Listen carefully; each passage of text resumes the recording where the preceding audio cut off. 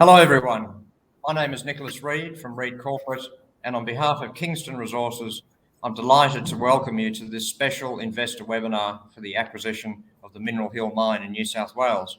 Thanks very much for joining us at short notice today. Well, it's been a big week for Kingston.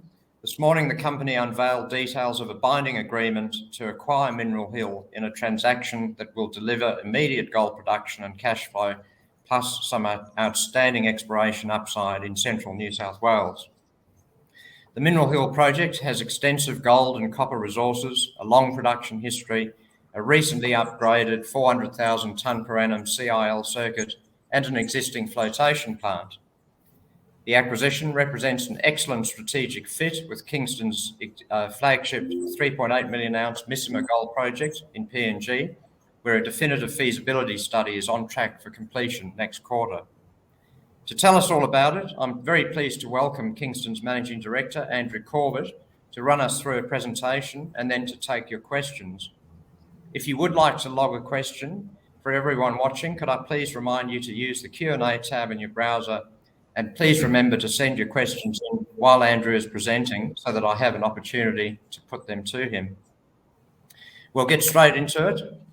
Joining us from Kingston's HQ over in Sydney, please welcome Andrew Corbett. Andrew, congratulations on today's announcement, and please take us through it. Thanks, Nicholas, and thanks for the introduction. And it's great to be talking to everyone today. And these transactions take a fair while to get together, so it's a big relief for the Kingston team to be here today, have this announced, have the support of the share market with the equity raising, and be transitioning to a producing gold company, which has been our strategy and our objective for the last few years. And I'll talk today both about Mineral Hill and Missima, and give everyone a good feel for the potential of Mineral Hill, why strategically it makes sense for Kingston, and why the timeline works well with Mineral Hill, Missima as well. So the summary of the transaction is we're buying it off a US-based Quintana Mineral Hill Holdings, who are basically based in Houston, and operating a project in New South Wales is obviously not their core business. So we've been talking to them for over a year now and working on this opportunity. So purchase price is 22.7 million Australian. It's all done in US dollars, the actual agreement, but basically majority of that money is in shares of 8 million up front and 1 million in US of cash, and the rest are deferred production payments. Those 4 deferred payments sort of kick in the end of 2022 and go out to the end of 2023. So we've got a great platform of alignment between Kingston and Quintana. The infrastructure is all in place. We've, during the period of our DD and negotiating this the agreement, we've been able to watch them invest in the plant, get it up and running, get it recommissioned. It started to pour gold in September, which is a fantastic position for us to come in and take it over. Historically, Mineral Hill has produced a lot of gold and copper, actually. It's a great polymetallic system. It's quite high grade. And as a result of that previous production, the tailings is grading at about 1.1 grams per tonne. So our initial cash flow will come from the tailings processing over the next 24 months to 29 months, about producing about 40,000 ounces of gold at an all-in sustaining of around that 1,600 Aussie. We expect positive cash flow first quarter next year. It's located, where is it? Mineral Hill? It's located in Cobar. We all know the history of Cobar. It's got a prolific history of producing high-grade gold and copper and base metal projects, and we see no reason why that won't continue to do that at Mineral Hill, and we'll talk about those opportunities today. Our aim is to re-establish a producing mine plan by the end of 2023. So as the tailings gets wrapped up, we move into open pit and underground mining. The acquisition is perfectly aligned with Missima. So our Missima feasibility is due next quarter, as Nicholas already mentioned, and so that's March next year. And then we move into an approvals phase with Missima, and those approvals are sort of expected to take 9 to 12 months. So, that leaves us that great runway to progress Mineral Hill and the mine plan there while we're getting the approvals for Missima before we start any activity on the ground up in PNG. So we think it's a great platform for growth and provides that corporate strategy that we've been looking for around becoming a gold producer. So just the platform, what is Kingston today? It's the two projects. We're 100% of the Missima Gold Project in PNG. As I said, DFS is underway. That opportunity, our feasibility is about 130,000 ounces per annum of production running for 15 to 17 years. It's got a huge reserve and resource base, which I'll talk to you about. We've actually recently upgraded the resource, and the reserve is underway. The upgrade of the reserve is coming soon. Mineral Hill, as we're talking about today, we own 100% of that now.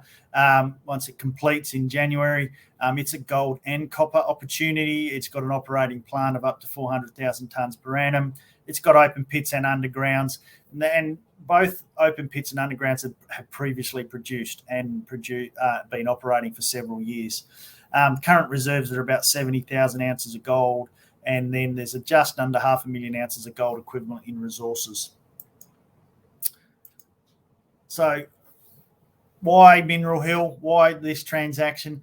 Basically, it's the right valuation in terms for what we see as a management team. We think we're getting this at the right price.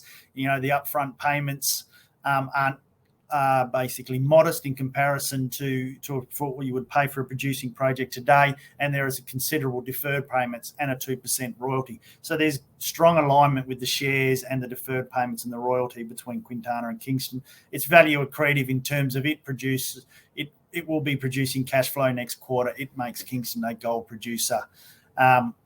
Targeting production, we've already talked about 40,000 ounces over the next 2 years, and then re-establishing that mine plan of open pits and underground before the end of 2023. And it's got exceptional exploration, which we'll talk about, both gold and copper hits, and all of that combined with the Missima Gold Project and the development of that coming over the next few years. So in terms of the overall strategy, we will immediately be a producing gold company. We'll have the 15-year mine life of Missima coming as of next year. We've got multiple gold and copper exploration targets within the Cobar Basin. So it gives us a real good exploration opportunity as well, while we've got positive cash flow from the project. It really is underexplored, hasn't been drilled extensively since the 90s. There has been some drilling in the 2000s, but it's been very modest. And it leverages our team on the East Coast, being in New South Wales and with PNG. So it sort of has a very East Coast Asia feel to it. So which just makes sense in terms of us being able to get to the project, and provides that operating management team that we're going to need to continue to grow the company. It, as we said earlier, strategically based in Cobar, being an operating plant, it gives us a lot of opportunities both within our current mining license and our ELs and our basically other regional targets. There are a lot of stranded small deposits in the region that may need a home for processing in the future. So we can continue to grow with Missima coming and Mineral Hill coming into production. The tailings provides immediate cash flow, and there's a low capital restart opportunity in terms of the open pit and the underground. So a bit more detail on what we're purchasing. So Mineral Hill is about 500 kilometres west of Sydney. We're 100% ownership of it. We've got approved MLs and a larger EL footprint, about 300 square kilometres.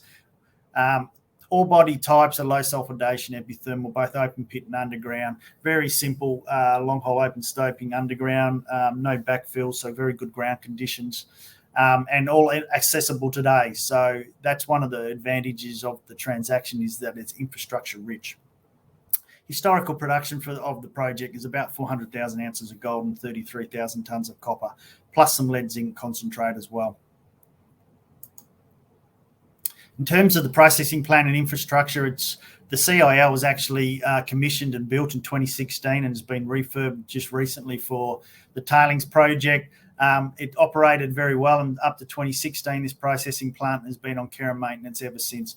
Independent valuations are over $70 million. So it sort of goes to show the value of the opportunity here. Obviously, plants on care and maintenance are only really generating cash flow if they've got resources, and that's the beauty of this transaction. It comes with a substantial resource base and reserves. The plant has the ability to produce 3 concentrates, both copper, lead, zinc, and gold as well. In terms of what you're going to see over the next 2 years in terms of production is the tailings project. You can see here TSF1 is basically being remined and processed.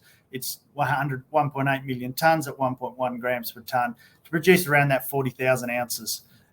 Very simple process, dozer push with water cannons and hydro mining into the plant.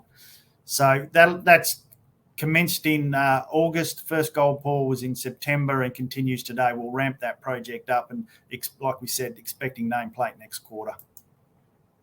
In terms of the reserves and resource base, predominantly measured in indicated category, over 80% is in indicated and another 10% in measured. So very strong potential to convert to reserves. The only reserves at this point is in the tailings dam and the two small pits at Pierce and Pierce North. But interestingly, note the grades in those pits are very high grade gold and silver. And then the next target is to convert the SOZ underground into reserves over the next 12 months. So they'll be our priority drill areas in terms of Pierce and Southern Ore Zone. In terms of what's the split, where's the payability of this? So on a gold equivalent basis, it's 38% copper in resource base and 35% gold. Outstanding exploration potential, and the beauty of these holes we're demonstrating here, these are all within 1 kilometre of the processing plant. So all on an approved mining licence, all accessible for drilling, access for mining and processing as soon as we can do the work and prove up the resource and reserves. So Pierce North is an open pit opportunity, high grade gold and silver. Pierce is partially mined, but there's some very high grade intersections at depth that need to be followed up and chased. 32 metres at 2 plus 172 silver, 23 metres at 6. These are all at the depth below the pit. So there's some great opportunity to add tonnes and ounces there at Pierce and Pierce North. Jack's Hut and Missing Link are not in resource, but some outstanding exploration opportunities there. So that 49 metres at 1.8 copper, that's from about 22 metres. So these are open pit targets, both at Jack's Hut and Missing Link. It's potentially that both Jack's Hut and Missing Link will be mined in one pit. So they're early stage exploration targets after Pierce. GD 140 is another gold target, again, high grade potential, near surface open pit, followed by Parkers Hill and SOZ. Both Parkers Hill and SOZ are in resource category already and have been mined historically. So these are great opportunities, quite high grade. The SOZ intersection there are 50 metres at 1.28% gold, 2.2% copper, 113 silver, 15 lead and nearly 9 zinc. So very high grade results there that we're going to be looking forward to mining in the near term. And Parkers Hill, like I said, we're looking at that as an open pit opportunity. So drilling into what they look like in cross section and long section here, you can see the Southern Ore Zone has basically 6 to 7 loads in place already, which already have a resource of 1.8 million tonnes at about a copper equivalent grade of 2.2% copper. So very attractive in terms of NSR already. And the beauty is we don't have to build the decline. The decline's open through the EOS area and across to A load and B load already. So we'll be drilling this as one of the early priority targets. And then Parkers Hill, as you can see, which is the map next door to it, that's got 1.8 million tonnes in resource and a gain around a 2% copper equivalent. And a potential open pit target that has had some mining underground. In terms of license to operate, infrastructure rich is how we think about this transaction. Mineral Hill comes with the processing plant and most importantly, all the licenses to operate the mine. It's all on obviously approved mining licenses, the cyanide permits in place, water permits and all bonding required is in place to operate the project. And that's quite a unique situation in New South Wales. We all know how hard it is and time consuming it is to get approvals nowadays. So what's it look like in terms of production? Just trying to summarise and put it all into a map for everybody here. So tailings production over the next 2 years, and then people should be looking for us to bring Pierce and Pierce North into production. Those open pits, they've got focusing on the gold and silver there. And then the third part of the initial strategy is to bring the southern ore zone, the underground, where the decline access is in place, into production. So that'll be sort of gold and copper coming online in 2024. Parker's Hill, Jack's Hut, GD140 are basically what we see after 2025 sort of production targets, but all of which could deliver some really high-grade intersections and potential for the project. Briefly on Missima, just to cover that before we open up for questions. So Missima is progressing very well. We've moved from pre-feasibility last November, into DFS this year, or definitive feasibility study. Just for everybody who hasn't seen this picture before, but you can see Missima is this island down here in the south. You've got Woodlark to the north, Lihir, Simberi further north. So very prolific region for gold production. Missima itself has produced 4 million ounces of gold, and it's a brownfields project. So it already has a 7 million ounce endowment with our current resource base plus the previous production. So the numbers on Missima are outstanding in terms of scale and potential. It's a 3.8 million ounce resource, which has been recently upgraded. We now have 2.5 million ounces in the indicated category, which will inform the next reserve. So people should be looking for the reserve to grow from this 1.35 million ounces towards that 2.5 million ounces of indicated. So on the previous reserve, conversion was about 70% from resources to reserves, to just give everybody a feel for how they should be looking for next year's update. And silver obviously is a great credit for us. We've got quite a large reserve of silver. We take the silver as a credit in the cash cost. So 130,000 ounces per annum over 17-year mine life is what Missima is looking like at this point in time, at just under 1,200 Australian dollars all in sustaining per ounce. NPV of Missima is 822 million. And a fantastic IRR, 33%. So Missima continues to deliver. We've extensively completed the site work for the feasibility and for the ESIA. So people should be looking for that update next March once we complete the DFS, publish the reserve, and then following that, we will then move into the approvals phase. So you can see this picture there. You can see half of the processing plant. This was the processing plant that was at Missima. That's obviously been rehabilitated. So we will be rebuilding that processing plant in the same location, basically using the same haul road as Placer and looking to mine the same open pits. As I said earlier, the ESIA fieldwork is complete, and that's on track to be submitted once we complete the feasibility, and then we'll put the application in for the mining license. So that's sort of Q2 next year, so after March.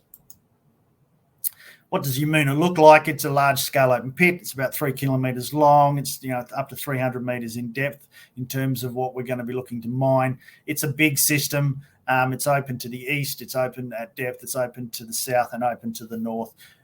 We continue. We've been drilling that project all year. We've since moved on to geotech drilling for the feasibility. But as you can see, it's got a lot of potential to keep growing this project.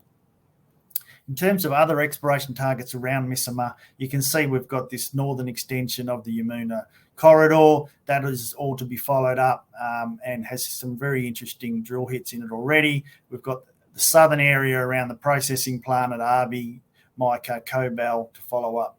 We have one satellite deposit at Ewat Nona, but the 3.8 million ounce resource, 3.6 million of that sits in Yamuna today. In terms of community support, it's outstanding. Missima is known for its gold production. They still produce gold today with the local landowners.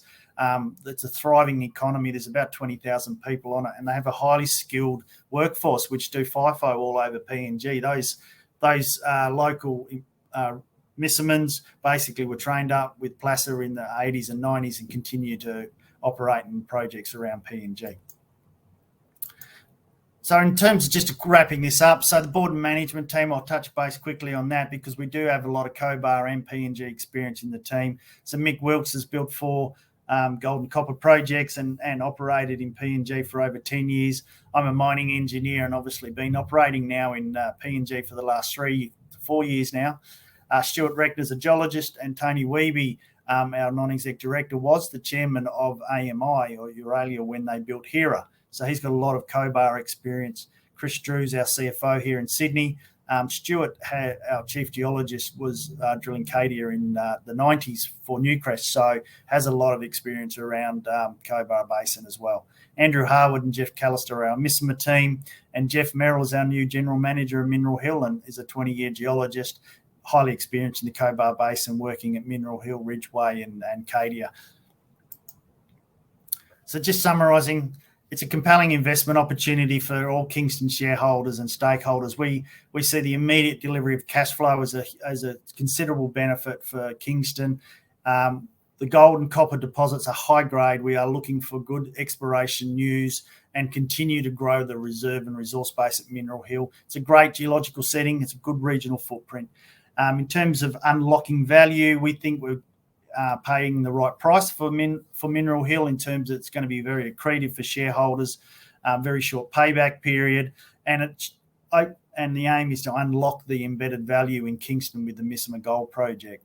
And it provides that platform for growth. As we've said, we want to build a mid-tier gold producer. Mineral Hill's our first producing asset. Missima hopefully will be our second. And I'll stop there, Nicholas, and hand it back to you. Thanks very much, Andrew, for that concise run-through. We do have a lot of questions that have popped up, so we'll get straight into it. Sure. I might start by summarising a few questions that have come from investors in terms of strategy. A number of people have asked questions along the same line. Given that you have a large development asset in PNG at Missima, why do this transaction and why now? Why not keep your focus on Missima? Yeah, well, our focus is still firmly on Missima, and as I said, the feasibility is due in 4 or 5 months' time, so March. So that people should be looking for that, and then we move into that approvals timeline. And as everyone knows and understands with mining projects, that is a pretty well understood and well trodden pathway, and we know it takes time. So we have an approval manager in place in PNG. He's a full-time resident, so he's going to drive that through. So that's why we see it making a lot of sense at this terms of our development of where Missima's at, because decision to build on Missima is 18 months away at least. So that's why it makes sense in terms of timeline.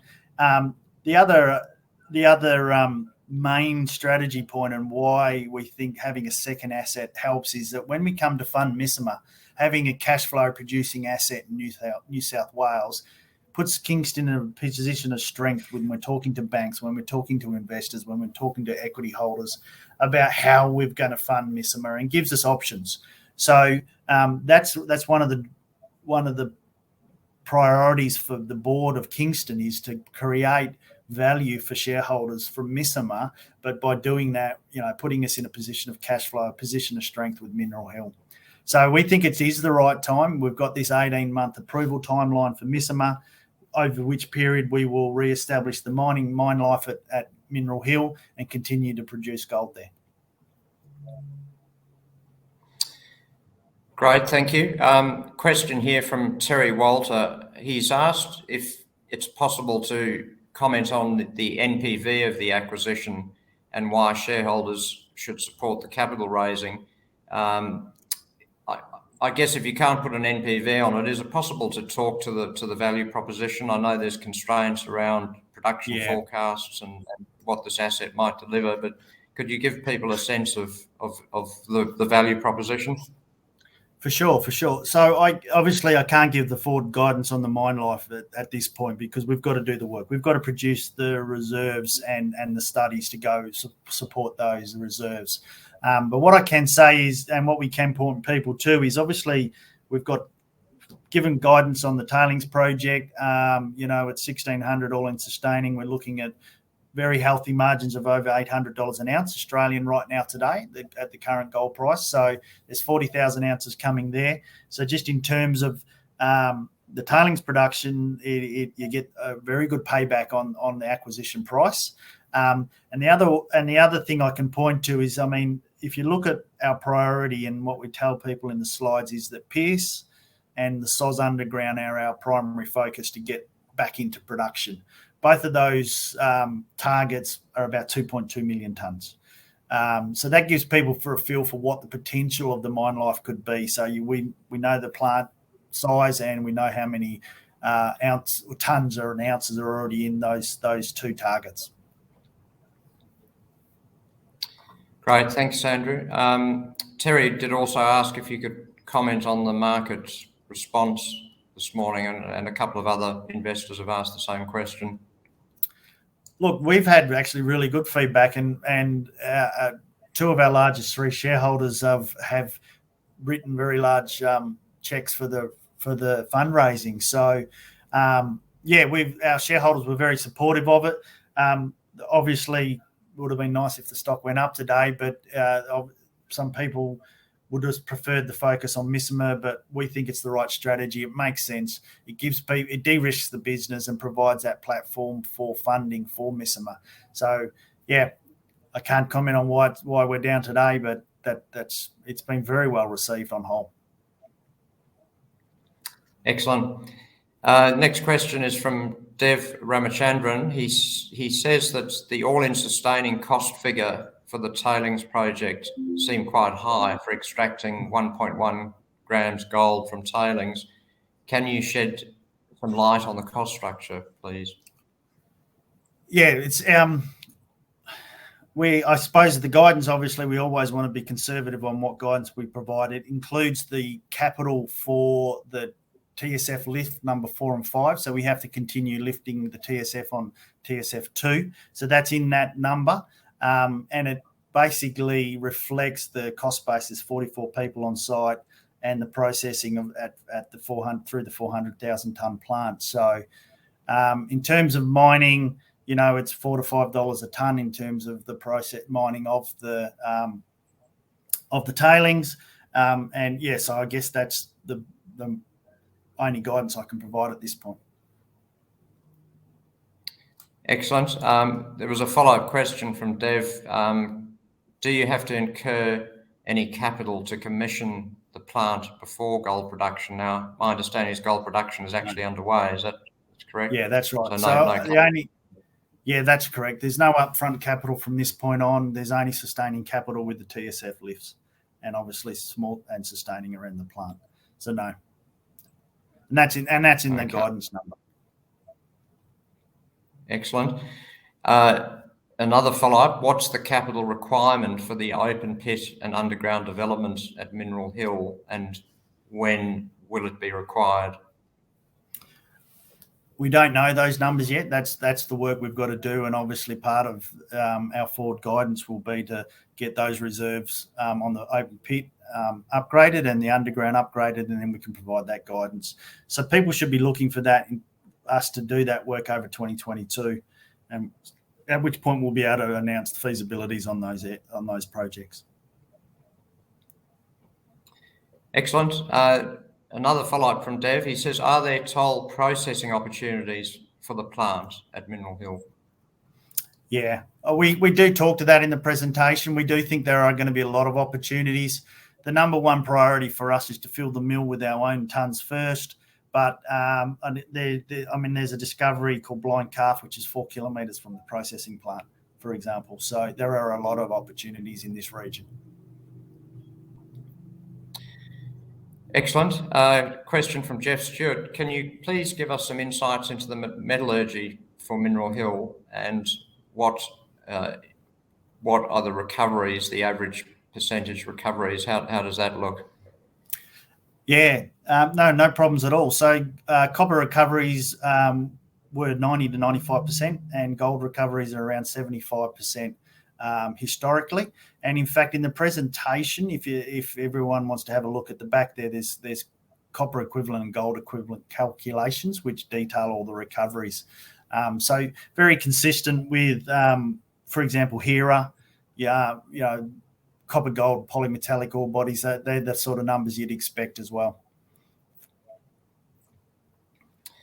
Excellent. A question from Alex Hennessy, and it's a good one on the background to this acquisition. Andrew, he said, could you please speak on why the previous owner would sell at this sort of price? what does Kingston see that they didn't? But perhaps also you could give us a bit of context about how the deal came about and the strategic sort of rationale as to Quintana's position. Yeah, so Quintana is a royalty streaming company. All their operations are either in America, based in Houston. They don't actually have an operating team here. They do have some contractors which have been helping them. So it was very difficult for them to operate the project here. They originally got involved in the project by providing a streaming debt facility to the project, and that's sort of basically, so even originally their first involvement was as a debt financer. So that's more of their focus and their business model. They want to get the project producing, and then they want to hand it over to somebody and continue to have the leverage, obviously through our shares, through the royalty, and through the production payments. So and we spent a lot of time with them looking at the project, and for them looking at Missima, so they could understand the value of the Kingston paper or Kingston equity. So they're going to the upside potential for Quintana is actually quite strong from Kingston's success at Mineral Hill and Missima. In terms of when did we start looking at it, we actually started looking at this about a year ago. So we approached Quintana. We were aware of the project, the asset. We were aware of the history. So we engaged with them late last year, and then re-engaged once they had it fully approved in about June, July this year. And Andrew, was geographic location and COVID travel restrictions a factor as well in their thinking? Yeah, for sure. I mean, I think one thing COVID's taught us all is that we need to de-risk our business models in terms of, people, supplies, where the projects are, everything. Everything's been a little bit more complicated. We've been managing in PNG very well with COVID, but it does mean your people are doing long rosters, and it does reduce your ability to move around, obviously, for all of us. So, no, it played into the decision making as well. It was good to have an asset in the state where we are all based. Okay, great. There was another follow-up question from David. He asked what is the capex requirement to convert the plant for copper production in the future? Yeah, that'll be part of the same feasibilities for the open pits and the undergrounds. The crushing, grinding, and float circuits are all in place. They haven't operated since 2016, so they'll all need obviously some TLC and a clean up before they start. But they're all in place. They're all operating in 2016, so they'll just need refurbing basically in situ. We won't need to build new crushing or grinding because it's all there, and we won't need to build new float circuits. So it's not a case of adding to the plant. It's basically just a case of recommissioning it. Excellent. There were a few questions as well about exploration, Andrew. You highlighted some of the upside and some of the quite remarkable historic intercepts there. Can you give us a bit more colour around your plans in that regard, and when you might be able to tackle some of that work? Yeah, well, we aim to have a drill rig on the project in February. So we're actually trying to look at our timing of engaging with drillers now before Christmas, so that we can try and lock some rigs in for kicking off in February. So based on a mid-January completion for the transaction. The focus will be on, like I said, Pierce North and SOZ underground. So initially they'll all be surface holes, and then we'll get an underground rig into that underground the following quarter as well. So, we intend to be quite aggressive on the drilling. We've got a budget of about $8 million, split sort of 50-50 over the next 2 years, so $4 million a year, which is actually a considerable amount when you consider the size of these deposits, because they're actually quite small, discrete deposits, but all very high grade. So it doesn't actually they don't require big, long drill outs. So, people should be looking for February commencement of drilling on surface areas around Pierce and SOZ.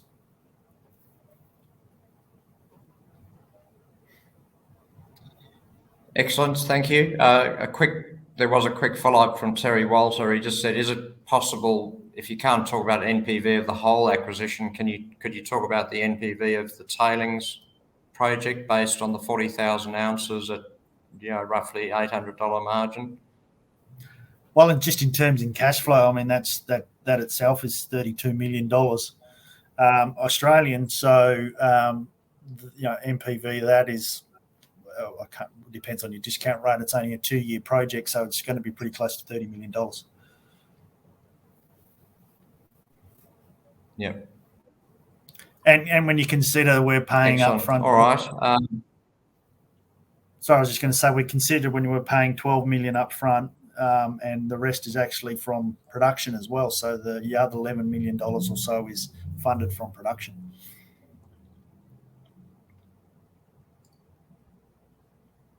Excellent. There were a couple of questions on Missima, Andrew, so we might leave Mineral Hill. I think I've covered most of the questions on Mineral Hill. Question from Jerry Netto. He said that there was a recent announcement by the PNG government, I believe, in relation to gold refining.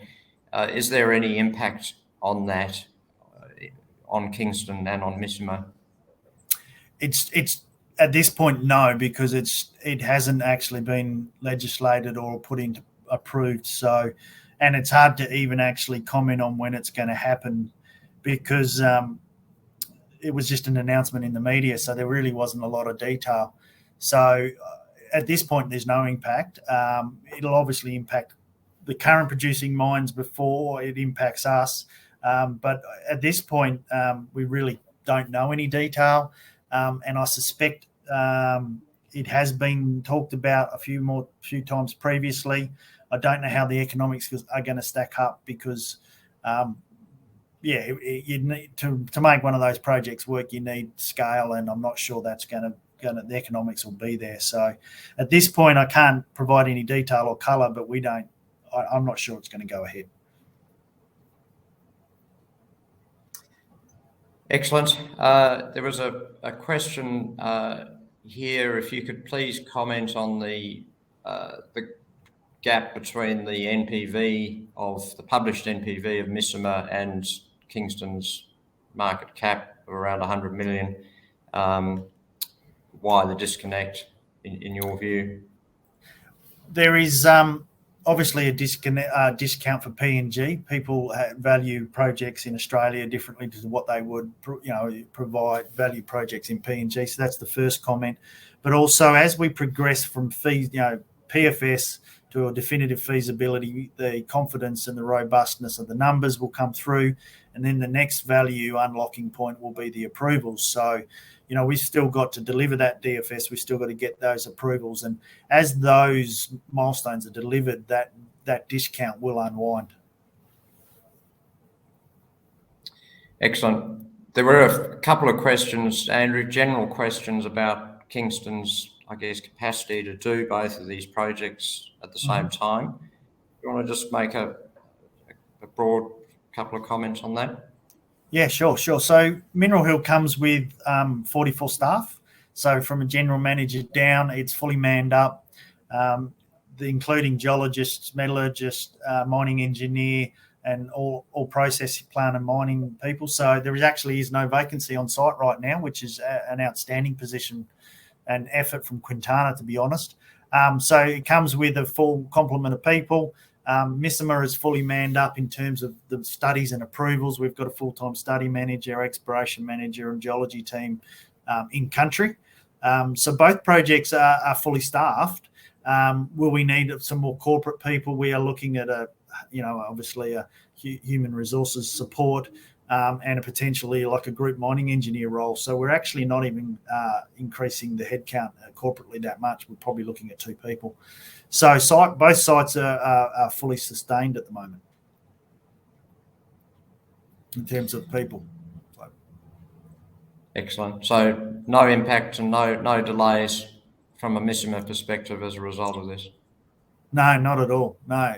And I mean, we've got a full-time study manager driving the feasibility on Missima. So, they're quite self-sufficient from that point of view.